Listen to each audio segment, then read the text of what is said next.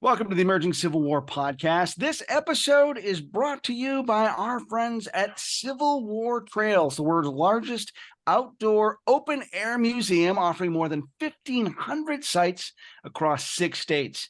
Request, let me see if I can get my words out of my mouth, request a brochure at civilwartrails.org to start planning your trip today. I'm Chris Mackowski, and joining me from the great state of Wisconsin is my great Polish brother, Chris Kolakowski, who I am always delighted to spend some time with. How are you, my friend?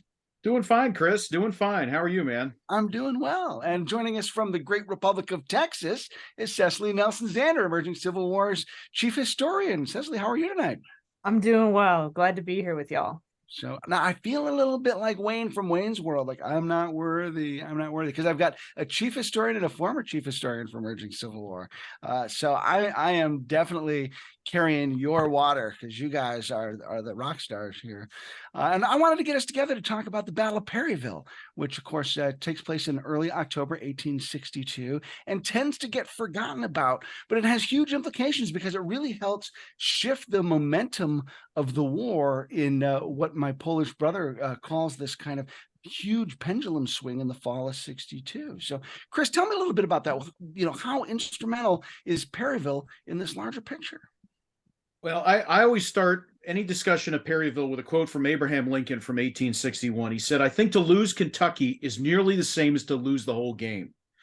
Well, in the summer of 1862, two Confederate armies under Braxton Bragg and Edmund Kirby Smith invade Kentucky with the idea of doing just that, is wresting Kentucky away from Union control into Confederate control.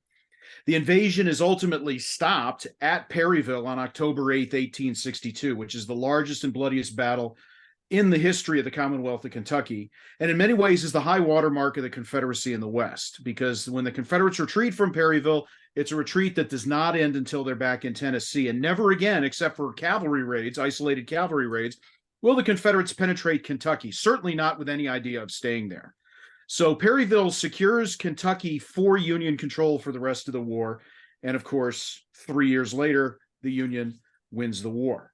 So it's essential. It's an essential victory in that chain of Union victories that leads from the Ohio River to the Atlantic coast all the way up to Bentonville and ultimately Bennett Place on Durham, outside of Durham Station, North Carolina.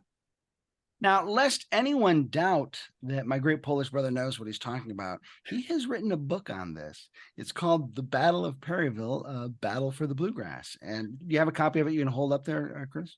Give me just a second, Chris. See, because he had it with us earlier, and I want to give us the chance to make sure that we plug it because I'm shameless about such things. You got to say something so the screen pops over to you. Oh, there it is. There you go. Excellent. That's actually the first book I ever published back in 2009. Still continues to sell well, I'm proud to say. Fantastic. So, Cecily, as we think about the Battle of Perryville and its scheme in the larger thing, how do you assess its importance? It's a great question. I think it's one of those really frustrating battles, and I'm sure sort of Chris can attest to this. There's really no winner other than, people retreat. And so it ends up being a Union victory because Bragg retreats, but there's a tactical, you could say that Bragg wins the battle. And I think for the soldiers who fought in the fight on both sides, they come away with extreme frustration with their commanding officers. And that's a huge kind of note that we can take away from the battle. We know that Bragg is not well liked, but the Union commander in this fight, Don Carlos Buell, is probably responsible for really forging what becomes the Army of the Cumberland. He's the one that trains it for the most part. He's the one that makes sure it kind of knows what it's doing, takes it from raw volunteers to a real fighting force. And that begins at Shiloh, but I think culminates at Perryville. And because of politics, which is an issue we should always be aware of within the Union High Command, and some hatred between Buell and Henry Halleck, who'd recently moved to Washington to become the kind of coordinator for all of the Union armies, Buell ends up out of command after this battle, putting William Rosecrans in charge. And the elevation of William Rosecrans, though we might remember him best for opening up a gap in the middle of his line right where James Longstreet happened to be at the Battle of Chickamauga, wages probably one of the most impressive campaigns in the Tullahoma campaign of any commanding officer during the war. So one key sort of result of the Battle of Perryville is that Buell is out and Rosecrans is in, and that's really important. But I think we should talk at some point about maybe giving Buell a bit more of his due for the part he played. The other thing I'll note is that Braxton Bragg stays north longer than Robert E. Lee, who's almost simultaneously invading Maryland. Certainly longer than Henry Sibley, who is launching a sort of bizarre little invasion from Texas to New Mexico. But these things are all happening simultaneously. This is one point in the war where you actually see the Confederacy coordinating simultaneous kind of campaigns across a huge map, and that's a really important thing to pay attention to. And Bragg stays north longer than either of those other two officers, and I think we often forget that. Of course, he also gave up Tennessee quicker than anybody else, but we can come back to that. I just want to piggyback on something Cecily said about the Union soldiers regarding their generals. When I'm researching my book, and I put it in there, I ran across a quote from a guy in a 1st Wisconsin who said it wasn't generalship there. He was talking about the battle and what carried the Federals through it. He said it wasn't generalship there. It was simply the fighting, staying qualities of the Federal soldier. And I've never forgotten that. And I use that often because I think it says so much and reinforces exactly what you're saying. By the way, if you want to know anything about the subsequent campaigns, I wrote this in 2011, Stones River and Tullahoma, which you alluded to as well. And you're right. It's, Perryville, people look at it episodically, but it's part of a continuum. You're 100% right. I was going to give you the opportunity to reach for that bookshelf again because it's my fantastic Tullahoma book. So Cecily, you mentioned one of the important results of Perryville is that it leads to the rise of Rosecrans. I have always found it interesting though that Buell gets fired, and one reason or one of the implications of that, or part of the context of that, is Lincoln is trying to prod McClellan in the East.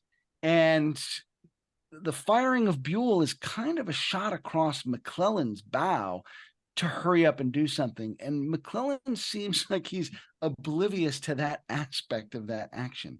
Tell me about that.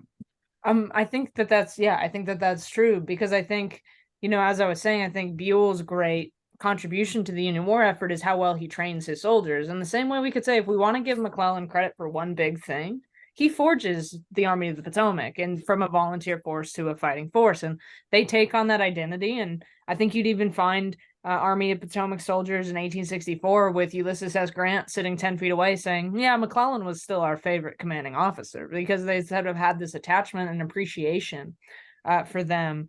But I think the point with Halleck firing Buell is because Buell had been criticized for not fighting Bragg at various points during Bragg's kind of march north. So Buell, as Bragg is moving north into Kentucky, kind of mirrors Bragg's march, but he never tries to engage with him substantively until he directs some of Sheridan's units to engage at Perryville.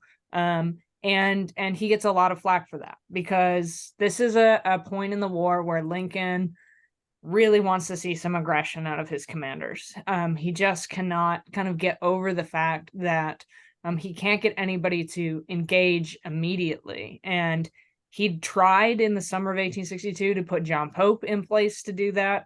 Pope fumbles the bag really sort of significantly at the Battle of Second Bull Run. And so I think this is also Lincoln just looking for those guys who will be aggressive. And he hasn't quite identified, even though Grant and Sherman are certainly making a name for themselves, he hasn't quite seen enough out of them to put them, ahead of Rosecrans, and that's why you end up there. But yeah, I think it is Lincoln looking for aggression. And I don't know, you would be speculating to say, but does McClellan engage more aggressively at Antietam because of this? Well, Antietam happens before Perryville, so no. But McClellan's done after Antietam also. Part of the big context of this is, that Lincoln's looking for this aggression is the Emancipation Proclamation, which he has issued in the wake of Antietam. So he's prodding McClellan, he's prodding Buell. Chris, is Buell sensitive to the political nature of this prodding? Buell is an interesting character. I find him to be a very interesting general, and I want to piggyback a little bit on what Cecily said after I answer directly your question. Buell is one of those people that fights the war on a map. I would want him as my operations officer because he can plan and fight a campaign on the map extremely well. He is not very good at the human side of warfare. You look at some of the issues with forbidding his troops to forage, particularly when they're being shot at by guerrillas in northern Alabama, for example, including one of his generals gets killed. Things like that. And I always point out as well that when to lighten his baggage, leaving Louisville on October 1st, 1862 to march to Perryville, he reduces all of the medical supplies to like one wagon per brigade. And I always point that out. If you don't understand warfare in human terms, that's an order you issue.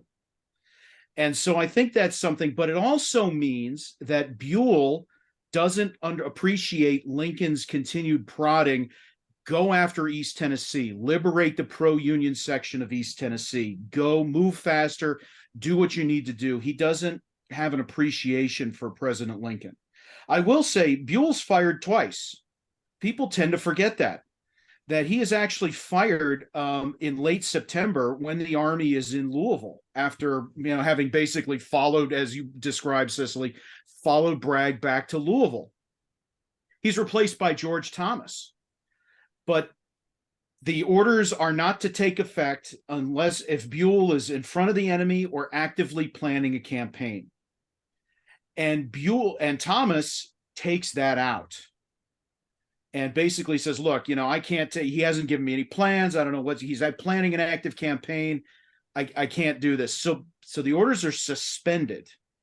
They're not revoked. And that's important because the sword of Damocles hangs over Buell for the next 3 weeks until it finally falls on him on October 24th, 1862. So, he's on extremely thin ice when he goes to fight at Perryville. And my friend Ken Noe says he basically escorted Bragg's army out of Kentucky after the battle. And that's what cost him his job. So there's a lot going on there. And he's faded into obscurity. He's easy to caricature in some ways, but he was not a dumb guy. People forget too that Sherman wanted him in 1864. Sherman requested him for the Atlanta campaign and writes about it in his memoirs. Buell refused to waive seniority and serve under somebody that had been junior to him. So it's not like this guy fades into oblivion. He had some things on the ball, but was he the right man at the right time? Certainly wasn't able to manage his relationship with Washington very well, with Lincoln, and it cost him at the end of the day. And that raises a really interesting idea too, the fact that Thomas doesn't get command of the army at that point, and he has to wait until the Chattanooga campaign before he's able to ascend to that. And we could have seen the Rock of Chickamauga a lot earlier in a more prominent position. Of course, that raises all sorts of contingencies we can't really address, but it is pretty intriguing to me. Cecily, as we shift over to the Confederate side and talk about your boy Braxton Bragg, and I say that a little bit with tongue in cheek, what's the Confederate leadership position look like at this time? Well, no problems in the Eastern Theater. Everything totally copacetic with Robert E. Lee's armies. As always in the Western Theater, things are tough. They're difficult, and that's in part because Albert Sidney Johnston's death 6 months prior at the Battle of Shiloh, his unexpected wounding and death, means that Jefferson Davis and really the Confederacy has lost the guy that many think is their best commanding officer. And the response to Sidney Johnston's wounding is, of course, to put Pierre Gustave Toutant Beauregard briefly in charge of the army. Beauregard decides to take a spa day, essentially, goes on vacation, doesn't ask for permission.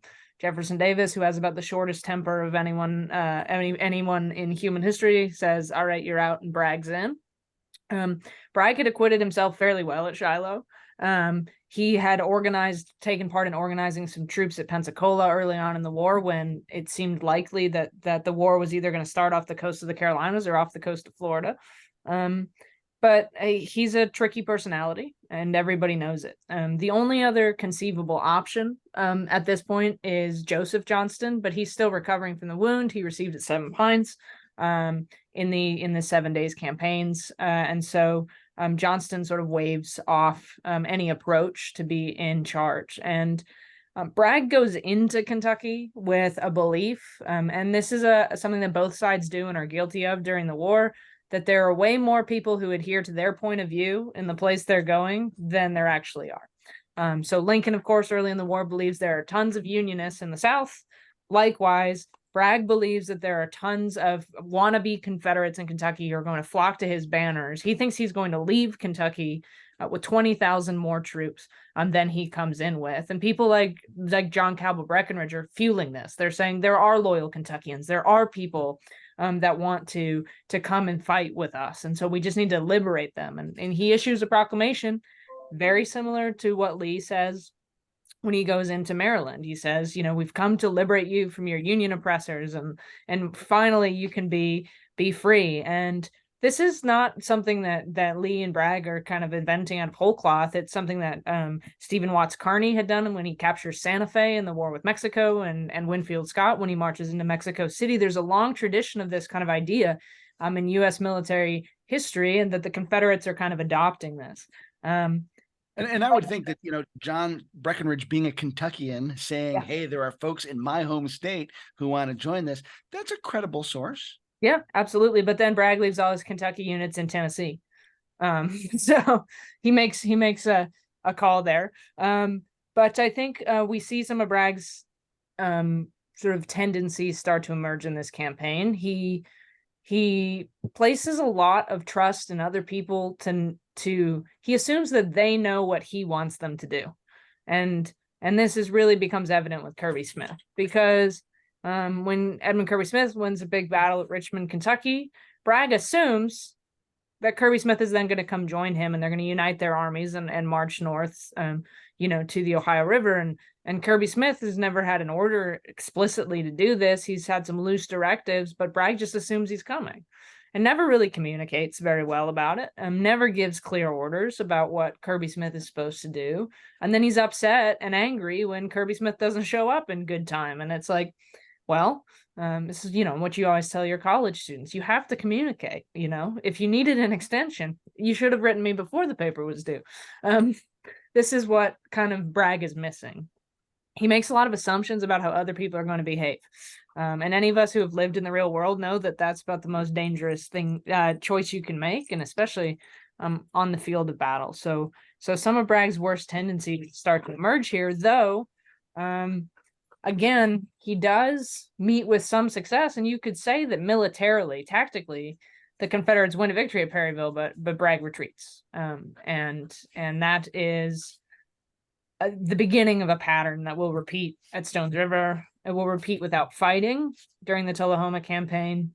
He won't pursue Rosecrans into Chickamauga following the victory there, and he'll give up Chattanooga essentially by the end of 1863. So it's this really kind of 15 month period in which Braxton Bragg kind of has it all within his grasp and just gives it up piece by piece. Hey, 2 points I want to jump in on here, Chris, if you don't mind, real quick, just to amplify some of what Cecily raised.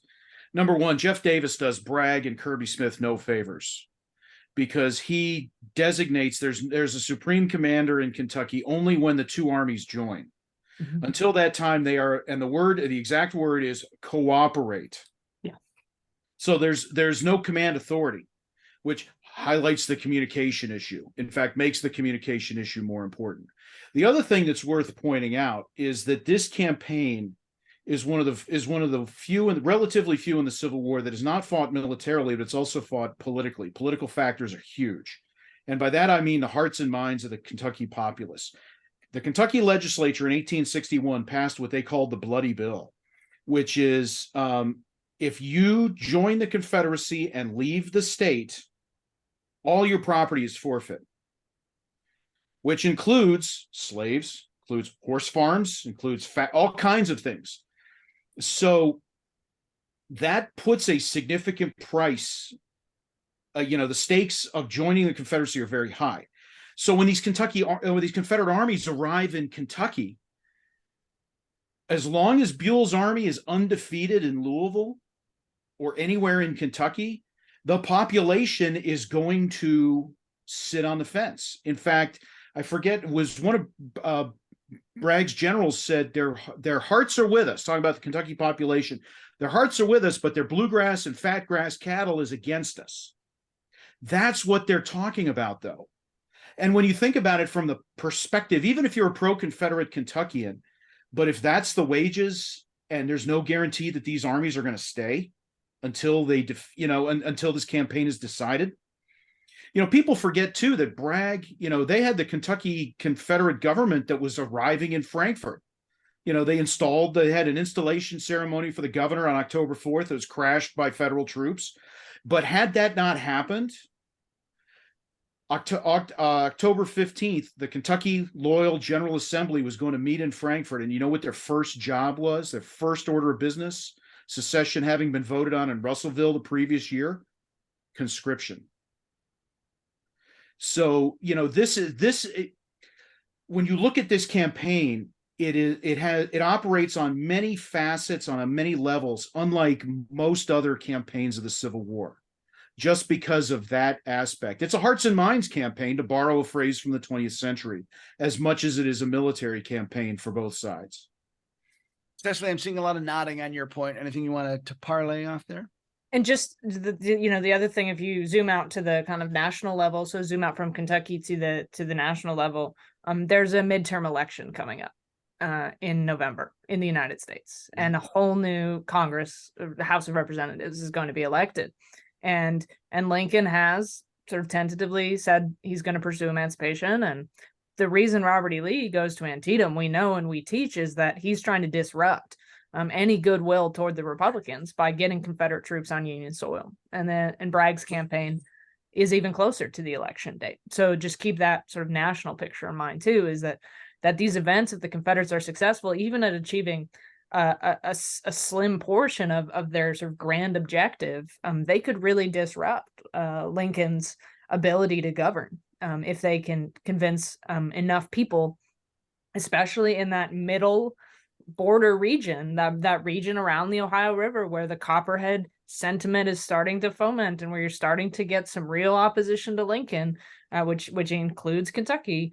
That could be significant if you can just sort of, just spur that along on Bragg's part. Chris, I want to go back to something that Cecily had said a second ago when she was talking about Bragg and kind of this campaign starts to bring out some of his worst tendencies.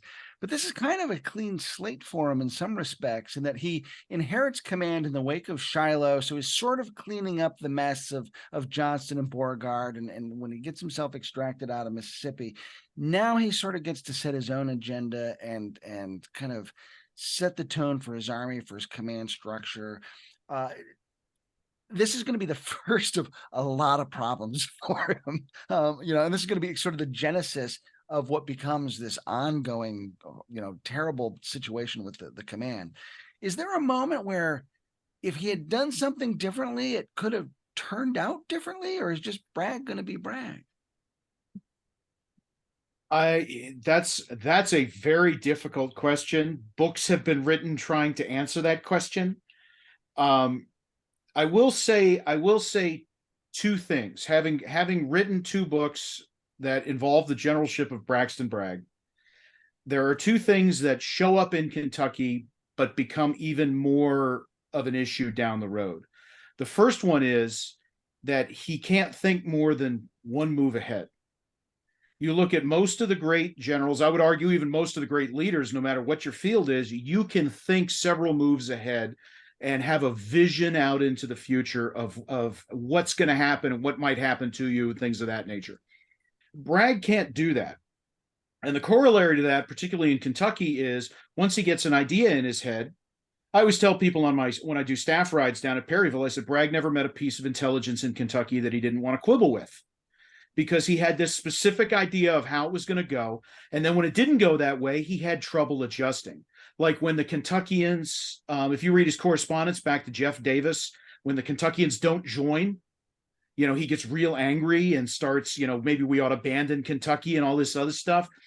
So there's this erratic nature, and he can't think more than one move ahead. So it creates he's an unsteady hand at the top. And then the second thing I would add is personality.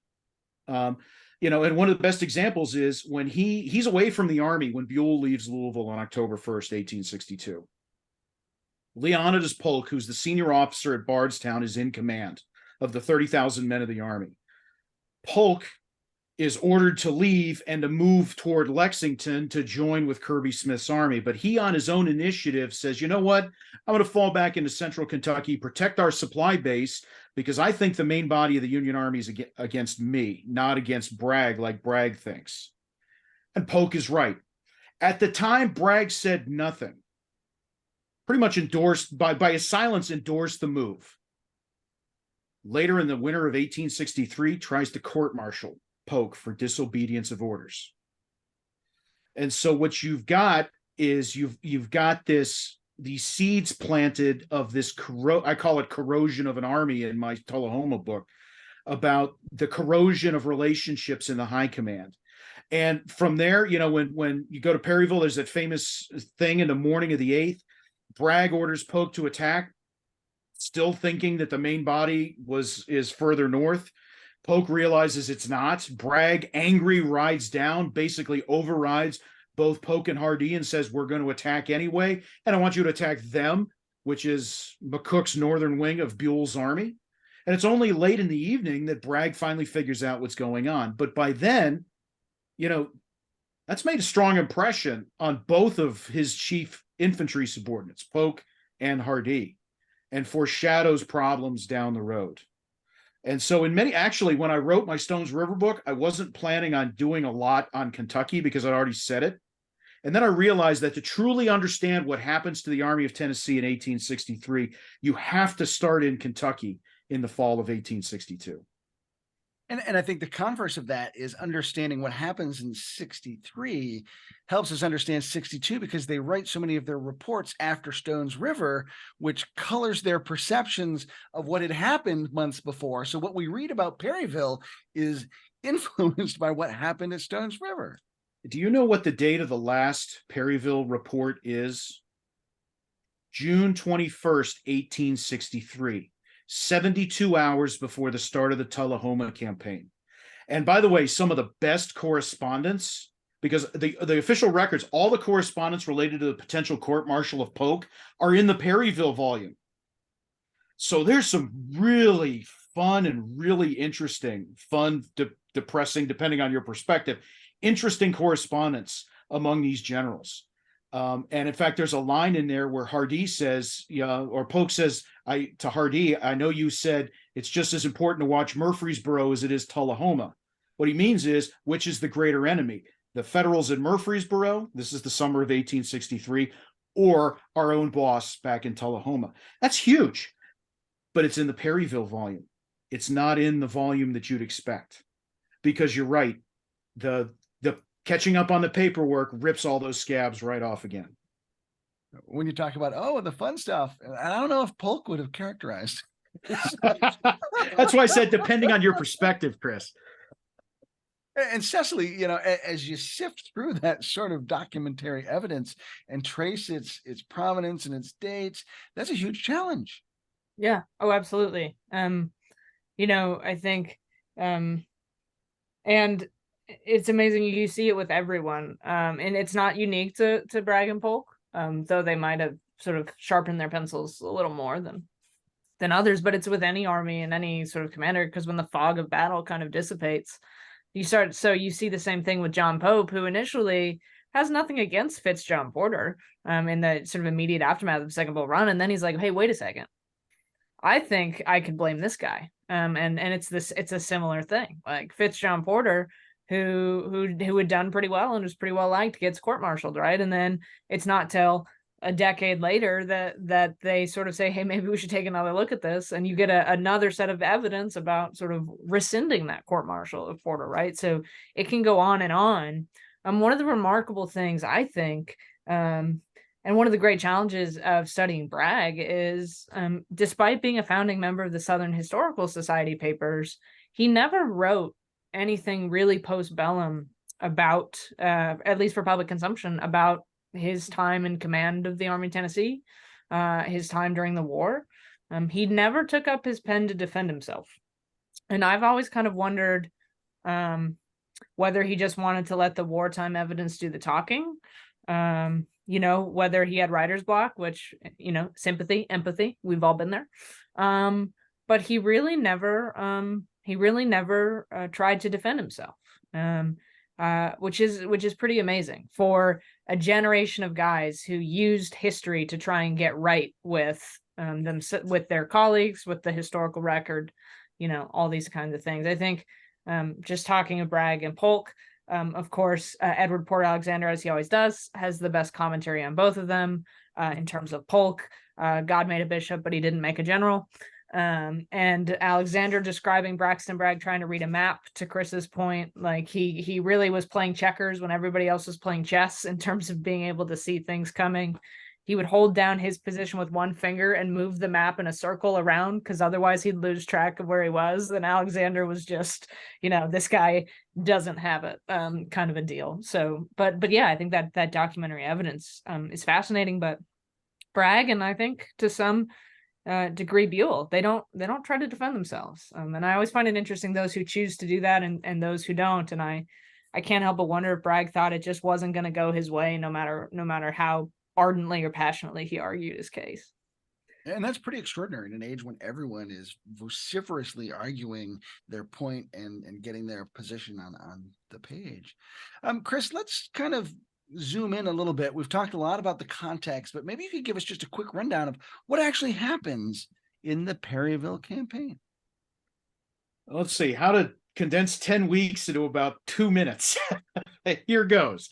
So two Confederate armies out of Knoxville, the Department of East Tennessee, 15,000 men under Edmund Kirby Smith, later renamed the Army of Kentucky, move north mid-August up into central Bluegrass, win the Battle of Richmond, 29th, 30th August, 1862, same day that Lee is winning 2nd Manassas, by the way, or 2nd Bull Run. They enter Lexington, enter Frankfort, September 4th, for only capital of a loyal state captured by the Confederates during the war, and push patrols as far as the defenses of Cincinnati and the defenses of Louisville. And fun fact for all you Gettysburg fans, the commander of the probe to Cincinnati is Harry Heath, who will command the lead division on the first day at Gettysburg a year later. Meanwhile, Bragg's army moves up through Middle Tennessee into the central Kentucky area, followed by Buell, captures the Federal garrison at Munfordville, moves out of the way. Logistics prevent him from doing so. Buell enters Louisville. There's a period of about a week where both sides kind of regroup, trying to figure out what they're doing. Bragg realizes the Kentuckians are not joining us, decides to install the governor, goes and does that, counting on Buell taking time to refit. Buell, in less than a week, moves out with a new army and chases into the central Bluegrass after basically a week of maneuvering, which includes the aborted installation of the Confederate governor. They meet outside of Perryville on the morning of October 8th, 1862. There's some initial fighting in the morning, particularly Phil Sheridan's division. Bragg, we've talked about this already, had ordered an offensive, didn't hear one, came down, said, we're going to attack the northern wing of the Federal Army, which included one of my ancestors in the 21st Wisconsin. And then at 2 o'clock, they launch a series of attacks. There's about 16,000 Confederates on the field. Just about everybody's going to get engaged against the 13,000 men of Alexander McCook's corps. In 5 hours of fighting, they're going to push them back a mile, hang on by the skin of their teeth to the key Dixville crossroads, which had they lost, they would have been surrounded and probably destroyed. And darkness ends the fighting after 5 hours. 7,500 men killed, wounded, captured, or missing in that 5 hours. 1,500 men an hour, one of the worst per hour casualty rates of the entire Civil War. That night, Bragg finally realizes what the situation is, begins a retreat. Buell pursues. Bragg ultimately retreats out of Kentucky by Halloween and Buell's army has broken off the pursuit by mid-October. So that, in a nutshell, is the Kentucky campaign. 10 weeks in what, 2-3 minutes? You sound as though you've perhaps spent some time on the battlefield interpreting events there. Just a little bit. Once upon a just time. little. And for folks who don't know, Chris actually used to be the site manager there at the Perryville battlefield once upon a time. That was like a whole lifetime ago by now, it seems. It was 2005 to 2008. So I just realized that I left 15 years ago. Wow. Jeez, it doesn't feel like that at all. Wow. So Cecily, as Chris has just boiled this down to the nuts for us, as you think about that action, anything stand out for you as something that we should really pay attention to? I think there's a glimpse of Phil Sheridan sort of during the battle. I think that stands out. You start to see little Phil a little bit come into his own. He certainly kind of isn't what he will be by the time of 1864 in the Valley, but you get a little bit of little Phil, which I've always found really interesting. I was just thinking, obviously I haven't spent I've been to Perryville a couple of times and really enjoyed it, but the first major paper I wrote in college, I wanted to do an independent study in the Civil War. So I wrote a paper on Confederate and Union press responses to the Kentucky campaign.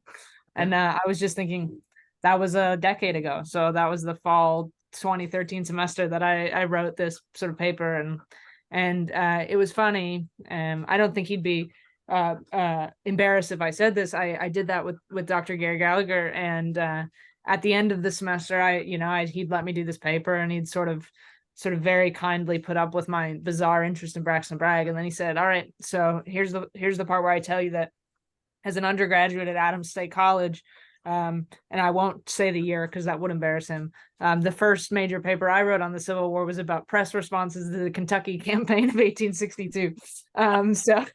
So there's something there. There's a thread there. But yeah, in direct response to the question, Sheridan's little appearance, I think, something worth noticing. And then, I tend to look at those bigger picture kind of questions. I'd be interested to hear Chris's view of Kirby Smith. I think he gets erased a little bit in all of this, but he's a key part of this Kentucky campaign.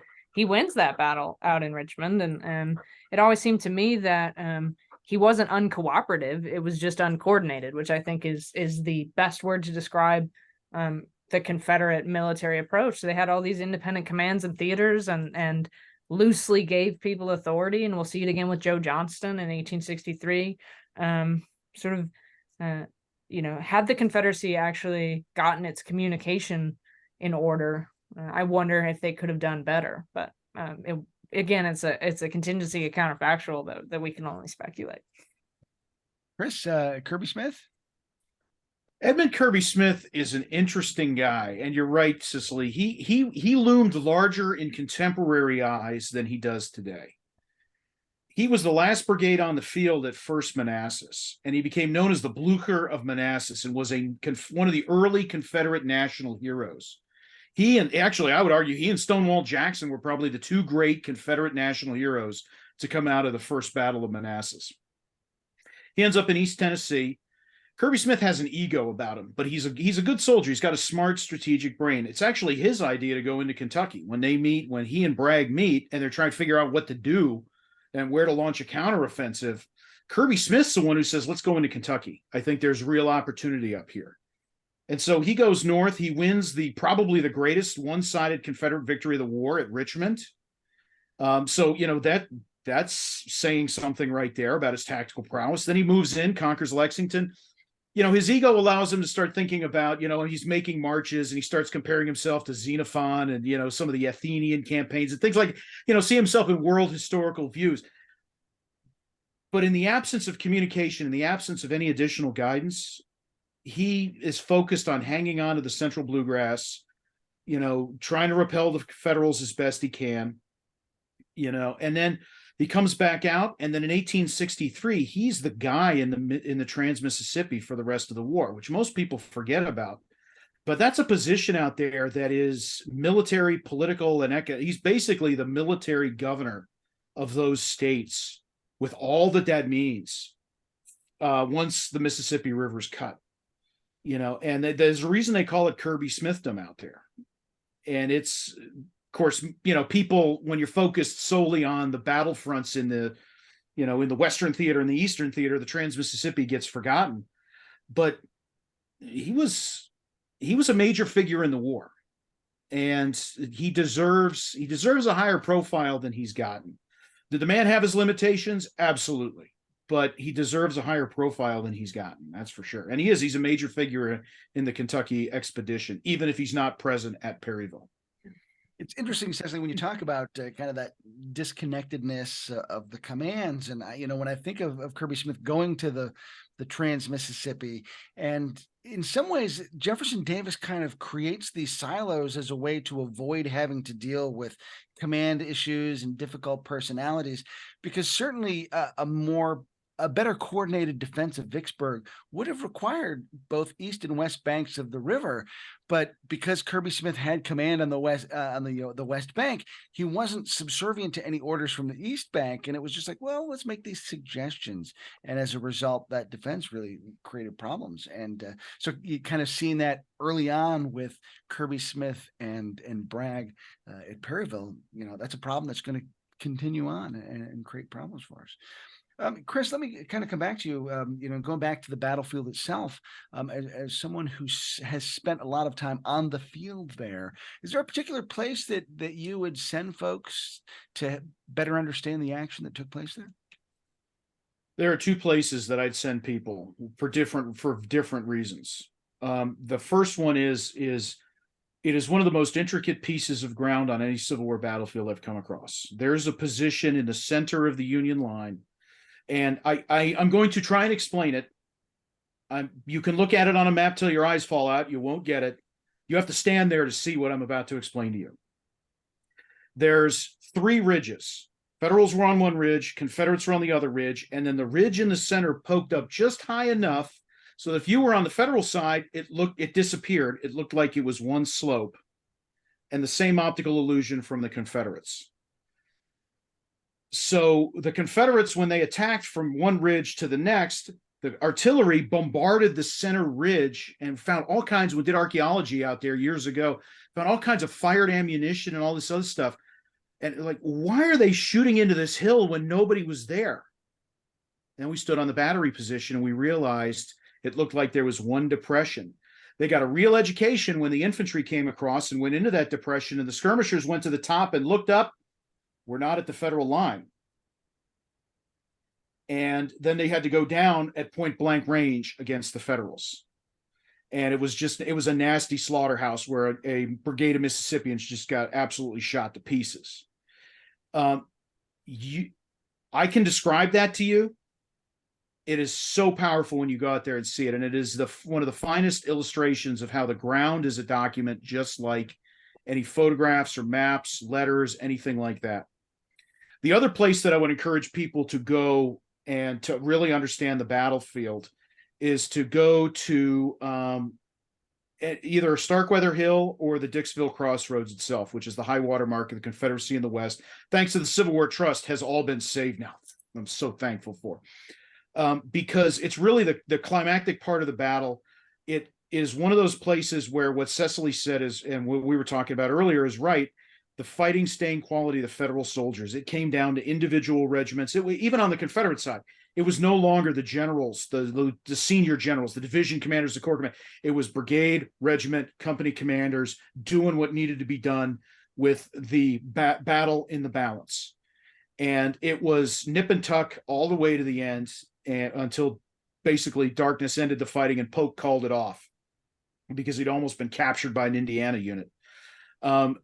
It's just an incredibly, and plus when you stand up there, it's one of the highest pieces on the battlefield. So you can get a real panoramic view of the ground and the previous lines as everybody fell back to the crossroads and kind of how it all came together right at that key point. So I would highly recommend, if anybody's ever out in central Kentucky and you have time, even just for a couple of hours, to go out to Perryville, I highly, highly recommend it. It's wonderfully well preserved. When you're there, you're in 1862, and it's just incredibly evocative place. And it, like I said, some of the most intricate ground I've ever seen on a battlefield, Civil War battlefield.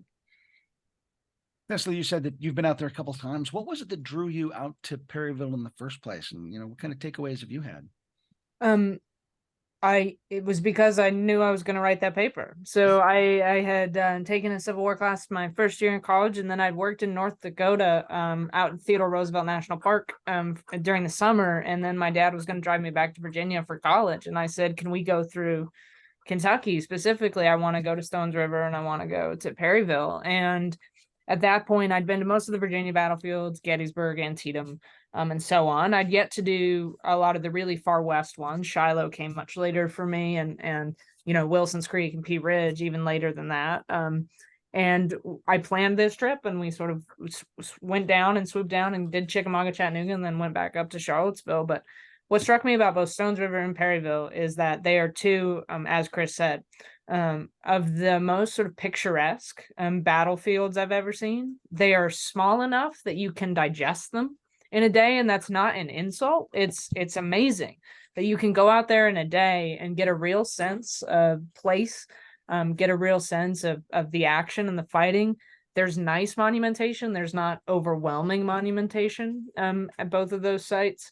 And Chris can correct me here, but I think Perryville might be among the highest percentage of actual ground preserved. And as you say, in terms of image, yeah, I mean, it's amazing.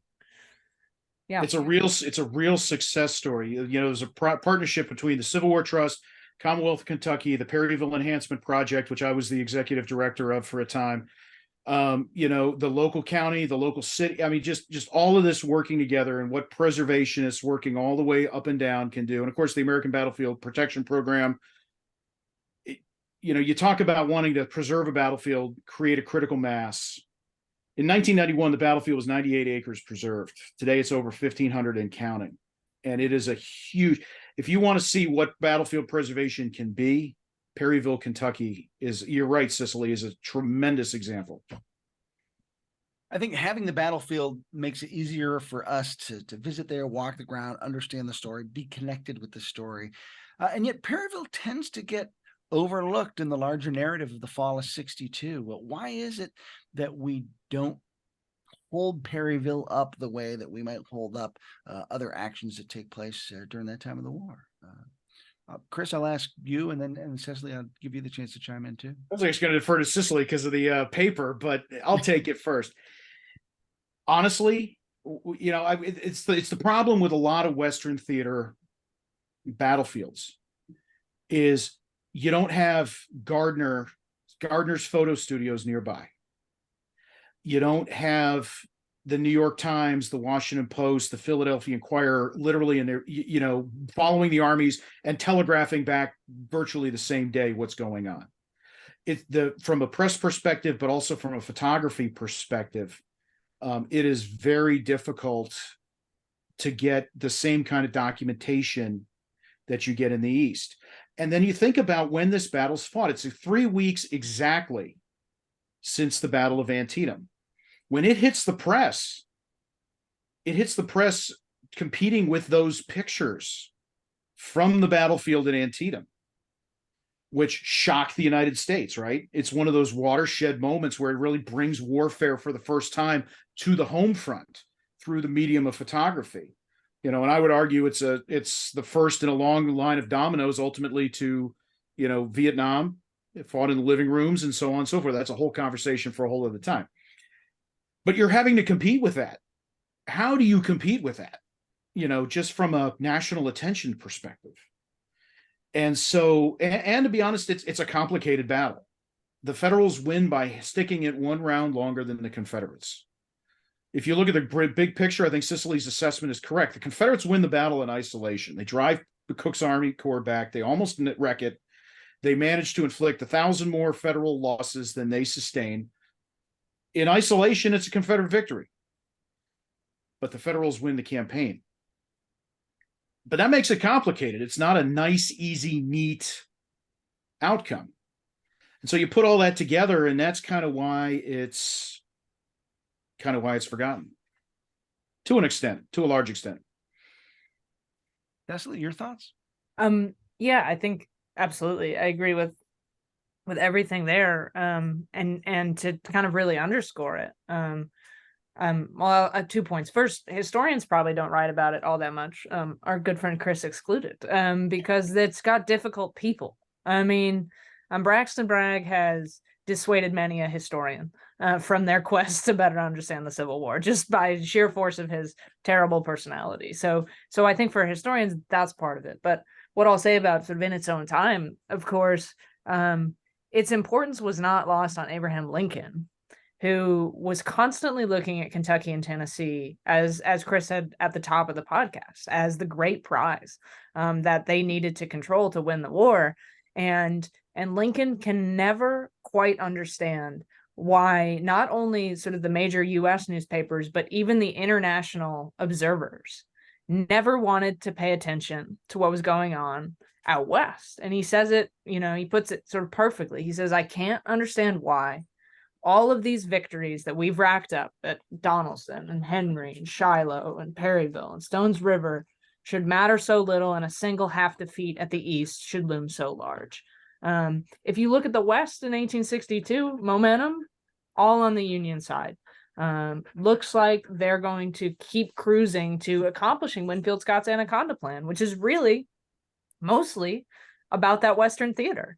Virginia doesn't have a ton to do with the Anaconda Plan, unless you're talking about the coast, in which case that's a naval issue, right? So the West matters so much for the grand strategy of the Union war effort. And Lincoln constantly points to this and saying, we're doing everything we need to do to make this come true. And all you guys can focus on is the fact that Robert E. Lee keeps walloping us in Virginia. And I think that that's really important. I also think it's sort of one thing we haven't mentioned. Kentucky is hugely important, and there's a lot of pressure for these Union officers in Kentucky. And one thing I think about, Don Carlos Buell, he's under pressure. But Kentucky killed William Tecumseh Sherman, or nearly did, right? When he was put in charge of Kentucky in 1861, he almost went crazy. I mean, he says it, right? And God bless William Tecumseh Sherman. He will admit anything. He has no filter, Kentucky almost killed him. The pressure of having to manage Kentucky and knowing how important it was to the Union war effort, it broke him. And it took him a while to come back. He had to go through the Ulysses S. Grant rehab program, which is, quite remarkable. But yeah, I think we kind of lose a sense of there was a lot of pressure, at least on the Union side, to make this happen. And the fact that we don't give it enough attention, I think we lose sight of that. And it makes it seem like everything that happens in the West is really all about Vicksburg. In some ways it is, but all of this stuff that's happening in Kentucky, trying to control the Ohio River and make inroads into the Confederacy along those riverine routes, it's all about this. And Lincoln knows it, and his war planners know it, but nobody in the media will pay any attention to it. And Chris, I mean, you know a little bit about journalism. Why is that? It's, the population centers are all in the East. That's where all your readers are. You've got the war on your doorstep with all of those readers. And so, of course, that's the bright, shiny thing that's right in front of you, instead of sort of this off, far away, abstract sort of thing.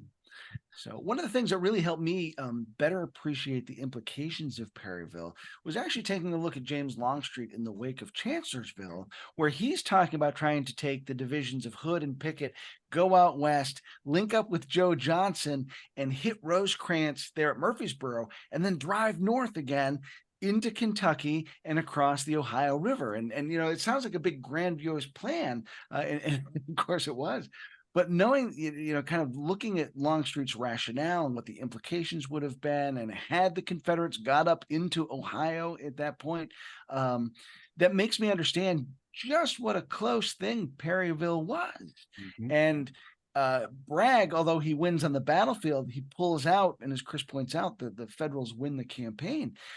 But Bragg sort of gifts them, at least in part, this victory that could have had incredible ramifications if he'd have shown up on the banks of the Ohio River.